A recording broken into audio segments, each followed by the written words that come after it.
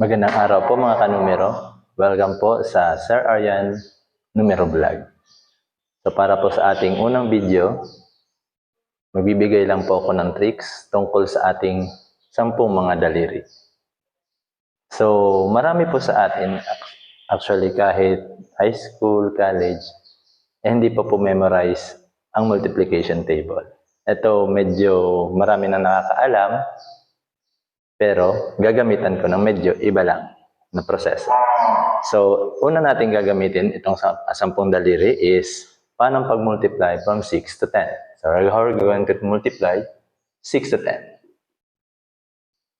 So, halimbawa ang between 6 to 10, we have 7 and then 8. 7 times 8.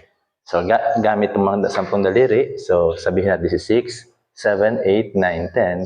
6, 7, 8, 9, 10.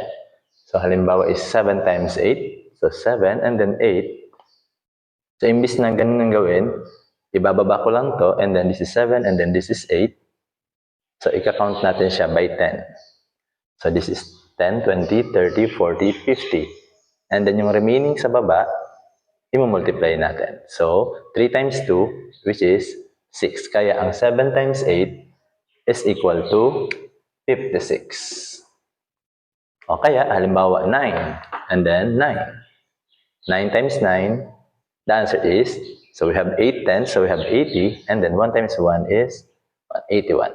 Pero syempre, para sa sinasabi ko ng mga estudyante ko, mas maganda pa rin pag memorize. Ito, tricks lang to sa mga hindi pa po na-memorize hanggang sa ngayon ang multiplication table.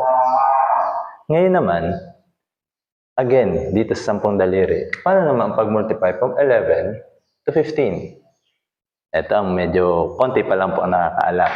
Actually, pwede natin itong gamitin para sa ating multiplication from 11 to 15. Halimbawa, meron tayong 12 times 13. So, hindi gumagamit na papel, daliri lang ang gagamitin natin.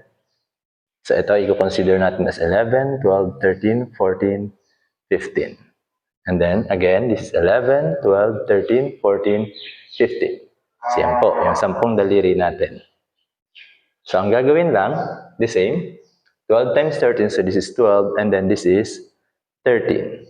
Pero syempre, kasi ang minumultiply na natin is lampas na sa 10, 10 times 10 is 100. Kaya ang 100, nakatago na. So, meron na tayong nakatagong 100. So, again, parehas ng solution sa 6 to 10, 10, 20, 30, 40, 50. So, 50, and then ang i-multiply na natin, hindi ito sa baba. Ito pa rin sa taas. So, 2 times 3 is 6. So, meron tayong 50, tapos may 6 na minultiply, and then yung nakatagong 100, which is 156. Kaya, ang sagot dito is 156. So, again, paano kung 11 times 14? So, 11 times 14, so ito yung 11, ito yung 14. Again, this is 50. Kasi we have 5 tens.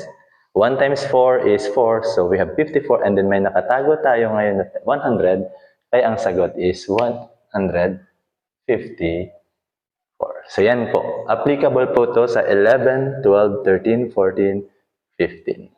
Pero syempre, hindi ito maging applicable sa 16 kasi wala naman tayong sobrang daliri. Isa pa, sa kagandahan ng ating mga daliri, sa trigonometry. So, kung makikita natin sa drawing, yan, this is a right angle. So, ang measure nito is 90 degrees. And then, i-assume natin na this is 0 degrees. Ito, una is 30 degrees, 45 degrees, and then this is 60 degrees. So, 30, 45, 60, mga angle measure na involve ang special right triangle. Kasi minsan sa trigo, pinapahanap what is sine 30 degrees o ano kaya yung cosine 45 degrees. So again, sa iba, memorize yan. So kung halimbawa wala kayong papel, 10 daliri lang ang kailangan nyo, o 5 lang actually, makahanap natin ang sine of 30 degrees. So gamit ang solution na nasa isip nyo, which is square root of n divided by 2. So halimbawa, ito yung daliri mo. So, siyempre, 5 daliri. So, this is 0 degrees. This is 30, 45, 60, and then ito, 90. So, halimbawa, pinapahanap yung sine 30 degrees. So, ito yung 30 degrees. So, kung ano yung ilang daliri ang nasa baba, yun yung n. So, kung titingnan natin, isang daliri. So, square root ng 1 is 1. And then, over 2, kaya siya naging sine 30 is 1/2. Yun po. Kung cosine naman, pabaliktad. Dito ka kukuha sa taas. So, hanapin natin ang 45. So, ito yung 45. And then, ilan yung daliri na nasa taas? So, we have 2. So, kaya, ang magiging sagot dito is square root of 2 over 2. O kaya, ano yung cosine ng 60? So, kung titingnan naman natin, asan yung 60? Ito yung 60 degrees. And then, ano yung nasa taas? Kasi yun yung sa cosine, dito yung sa sine. So, square root of 1 lang. So, square root of 1 is 1. And then, square root of 1 is 1. And then, this is 1/2. Kaya, cosine 60 is 1/2. Kaya dun din, actually, ma-observe natin na ang sine and cosine are complement. Kasi kung ano yung value ng sine 30, yun din ang value ng cosine 60.